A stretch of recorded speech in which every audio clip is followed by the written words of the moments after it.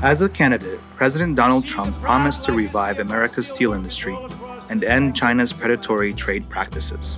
2 years into his presidency, Trump's economic and trade policies are having a mixed impact on the Pennsylvania economy. The steel industry overall is strong. Prices and profits are up across the board. Some steel manufacturers are talking about growing the number of plants, and negotiations with unions have led to attractive labor contracts. But not everyone has benefited. The tariffs on imported steel and aluminum, and the retaliatory tariffs imposed by China, Canada, and the European Union have impacted some businesses negatively, especially those that rely on overseas supply chains.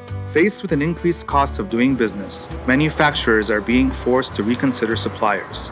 Still others are finding they need to change direction. They argue that Canada, Pennsylvania's largest trade partner, should have been exempt from the tariffs. Some companies have wasted no time in redrawing plans for the future, and perhaps none as stunningly as Harley Davidson. The motorcycle manufacturer this summer announced it would shift some production overseas to avoid EU retaliatory tariffs. Harley Davidson this year expects to incur approximately $43 million to $48 million of increased costs related to tariffs for the remainder of the year, and more than $90 to $100 million annually. Dozens of manufacturers have applied for exemptions from tariffs.